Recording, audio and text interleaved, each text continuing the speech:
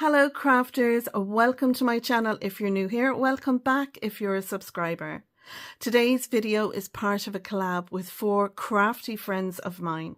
We'll be making 3 crafty projects this week to share with you, which will be Halloween related. You can find links to their videos in the description, so after you watch my video, why not pop over to their channels and see what they've made.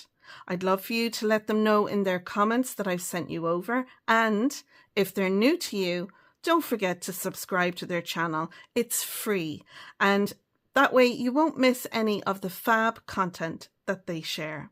So let's look at today's card that we'll be making together. So for our Showstopper card today, I'm using the Made to Surprise Trifold 6x6 Showstopper card mechanism die set. And it's from the Showstopper cards range. And these are the dies. These are the mats and layers. This is the main plate. And when you cut this out once, you get this. That's how it looks. Now, I went over the score lines on my scoreboard, and then I burnished those score lines so it sits up like this.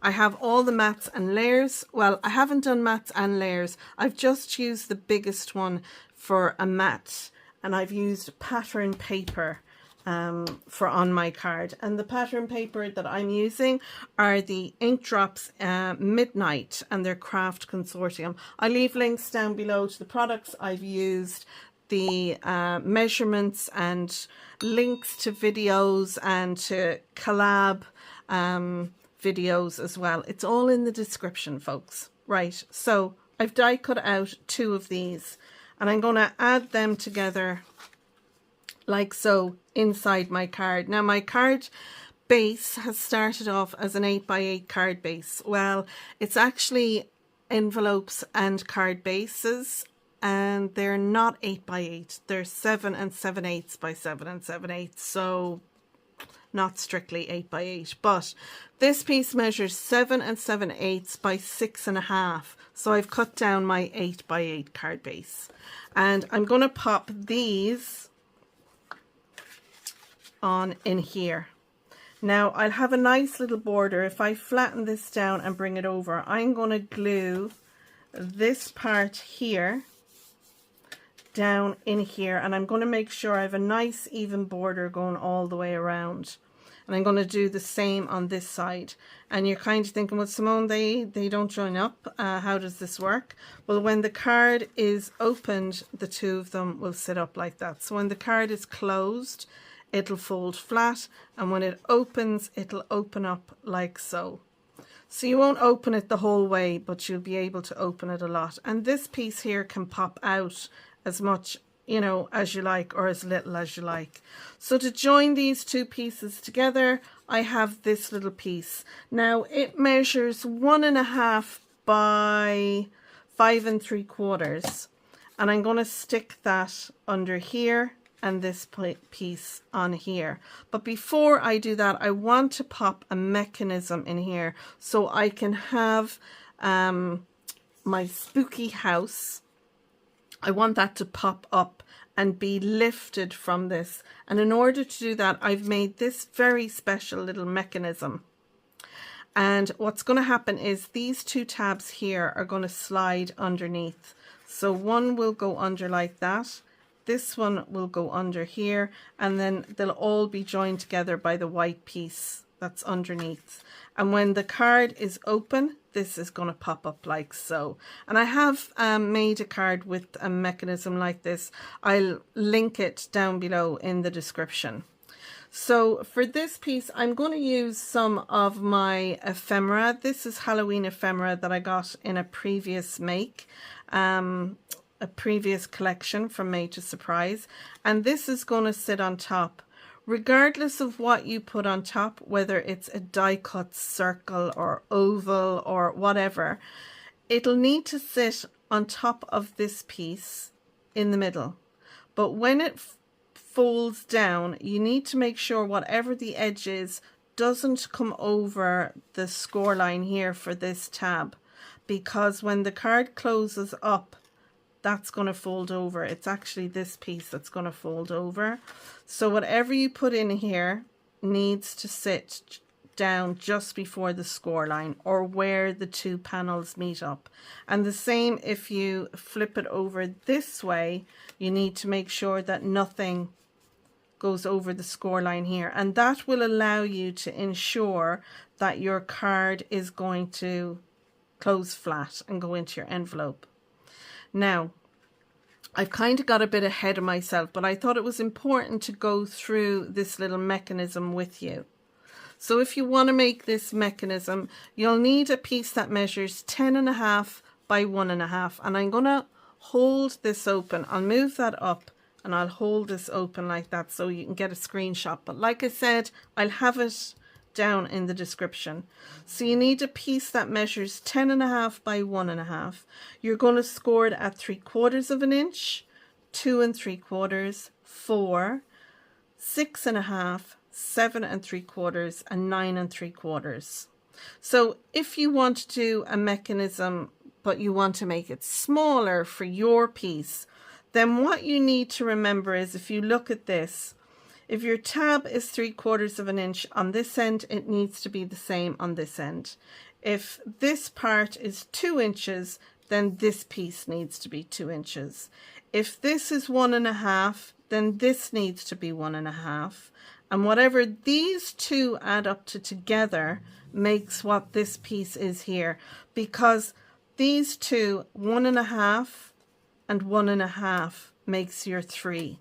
So if you have this at 1 inch and this at 1 inch, then this piece would need to be 2.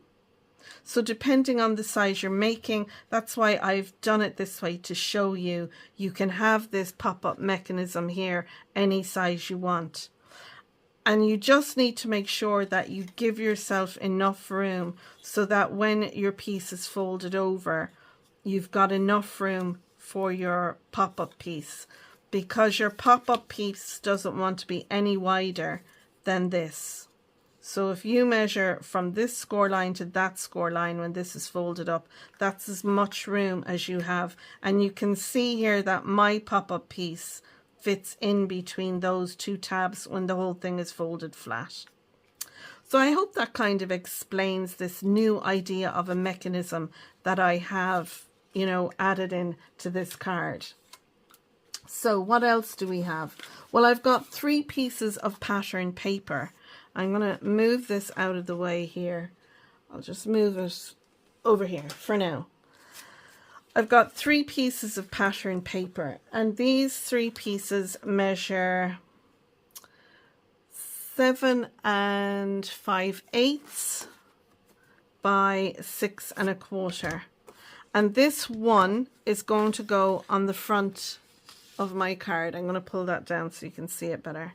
So this piece is going to go on here, and then inside I'm going to add these 2 pieces, and I'm going to pop these down before I add these pop-up panels, so that when the card is opened and you look into the back, you'll be able to see this going on in the background.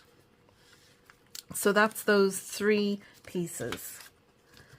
I have then cut out my panels using the dies. So I've got one is going to go on here. I've got the piece to go on here and the 3 squares to go on there. And I've them all cut out in here. You might see them in there. Now I've also got 2 wobblers, because I'm going to put wobblers inside, but you don't have to. You can just stick whatever you're doing inside so it's flatter. I know that adding bulk to cards now is costing extra money, and you know, yeah, it's all about the cost and things are getting more expensive. So, you know, I'm just going to move these out of the way over here so I can go through. I've taken from, I'm just going to show you, oh, here, right. I'm using this, the Halloween Sentiments A5 matching stamp set. There's dies to go with these. I'm going to use this stamp set for my sentiments. I'm also using these two, Spooky Fun paper pack and the premium foiled card pack. Now in this there is a witch, there's ghosts, there's a bat, and there's a cat. And I've taken 2 of the ghosts and I've glued them together because they're going to go on one panel on a wobbler. I'm going to put them on a wobbler so my ghosts are wobbling. And then there's also the cat, and I want to just, if I can show you the cat one. I've kind of adapted it a little bit, if I can get it out. Here we go. So my cat, when you pop all your pieces out, you have your cat head, you have your cat body. I'm just going to grab them all here. You have your cat body, you have the tail, and you have the legs, and you have the feet. So I have taken the body, and this had the little ruff, or whatever you call it, here. I fussy cut this out. So you can see there I've had fussy cut out.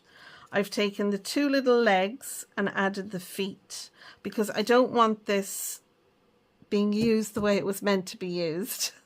I'm going to adapt it. So I'm going to pop my 2 legs down there. I'm going to add my ruff back on here like so. And then I'm going to glue those all together. And then I'm going to take my little cat head and I'm going to put that up on top. So you can see his little feet. I wanted his legs there. This mechanism, they're meant to move up and down, but I didn't want to use them for that. I wanted to use them in another way. So that's why I've cut the ruff out. So it'll cover up. If I just had that like there, my cat head would be down like that, and I thought it looked a bit odd. So that's why I've cut the ruff out like that. And I'll just piece it back in where it was originally and then stick my head on. You could have it at an angle or whatever. Now I did take the witch's hat, and I have that here, and depending on whether I like it or not, I might add it on, but I'm not too sure if I will, but I've popped it out so I can do. And that's it. I've got my trick or treat, and what else? Oh, I've done a happy Halloween. Where is that?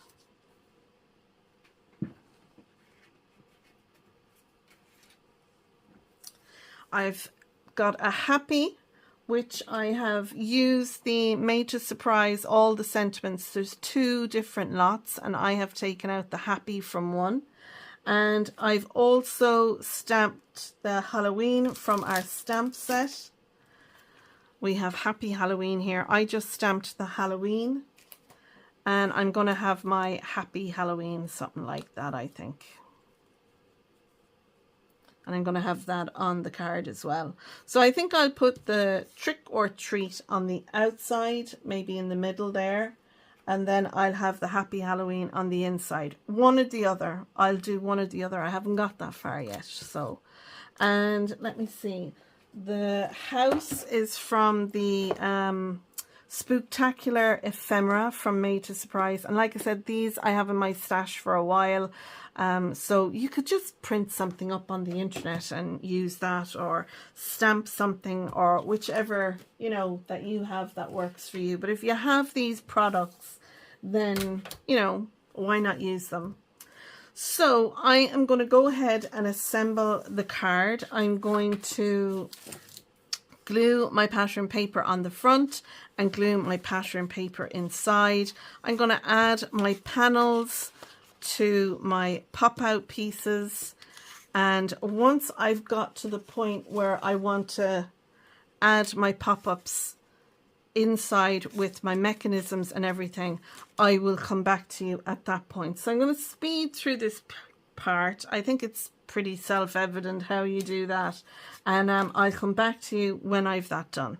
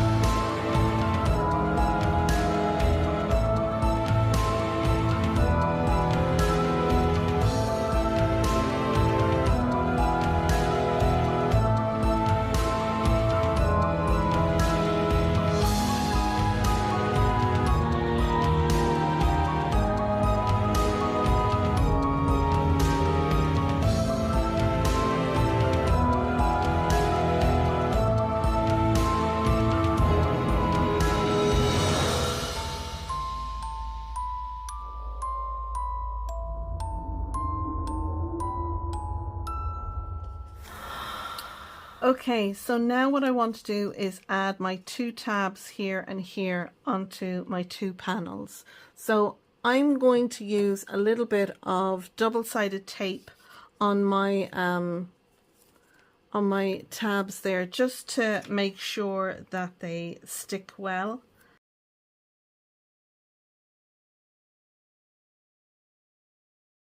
So I'm going to add a little bit of liquid glue. Now I might use my quick grab glue, and I'm using my Barely Arts for this.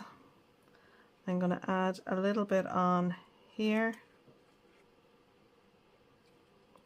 And then I have marked up an inch from the bottom, because I just found with my piece here that that's where it needs to be, because I don't want my house coming down any lower than that. So by popping it up there, I know it's going to be the best place. So I'm gonna, I'll see if I can do it so you can see. I'm just going to slide that in there and bring it up to the score line, and I'll give that a press, and then I know that's in there nicely. And then I'm going to add a little bit of liquid glue on this tab, and then I can bring this one over here. So now I'll need to, I'm watching the top here and the bottom, and I'll probably need to bring these up. So I'll do it so hopefully you'll be able to see. Maybe if I just add a little peg onto that, it'll make it easier for you to see. For the video, this is a little bit harder than what it needs to be, but I'm going to bring this up, just up to where the score line is, and I'm making sure that these two are level and those two are level. And then once I see that they are, I can add a little bit of pressure behind here, and that's why I used the tape. But when we add this piece in here now, like so, it's going to give strength to this. So my score line will be right down the middle, and I'll glue that on like that. So I'm going to add a little bit of double-sided tape, just so it's quick grab for the video, and then I'll add some liquid glue as well.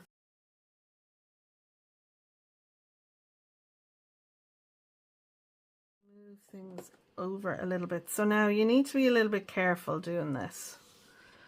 So I'm going to bring this under, and I'm going to try and get my score line in the middle, and in the middle there, and then bring this over as well. Having the liquid glue really does help, and you will have a little bit of a gap because of the mechanism in the middle, so that's what we want. And if any of your glue oozes out, all you have to do is get your embossing buddy, and that will help to remove any residue.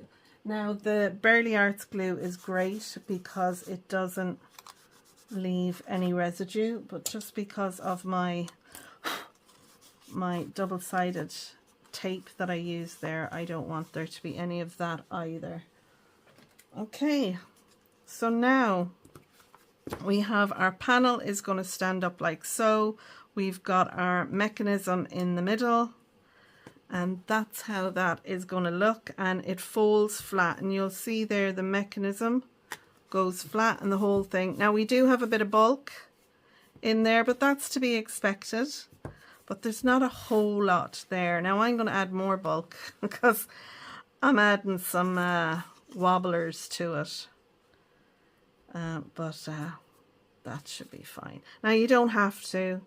I just want my ghost out there like so. I'm going to have my house up here.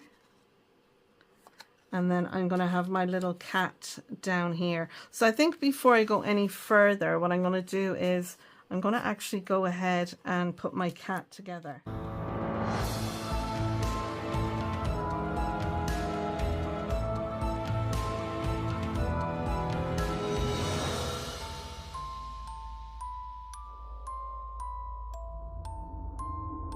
Lovely. Okay, so I'm going to add some of my Collab glue to my mechanism piece here. And I'm going to pop this on. And if you sit that down like that, you'll be able to line it up like so. And then I'm just going to make sure that it fits in, which it does. And again, I'm going to check it there, which it does. Yeah, that looks good. So I'll just give that a minute now to glue into place. And then I have my, now I've got my Happy Halloween, which I was thinking of popping here. Happy Halloween. I do have my ghosts. So I'm going to speed everything up now because it's just the assembly. And at this point, I'm not going to add some foam behind my Happy Halloween. I'm going to leave that flat. My wobblers I'm going to put behind my little ghosts as well as my little cat. So I'm just finding where the center of those is. That's why I move over to the desk and sit them on the wobbler over on the desk. I'll do the same with the cat. I kind of sit it on the wobbler, find where it's centered and then press down. That way I then know that it's not going to be kind of, you know, bottom heavy or top heavy and wonky. I'll add the hat and the trick or treat to the front.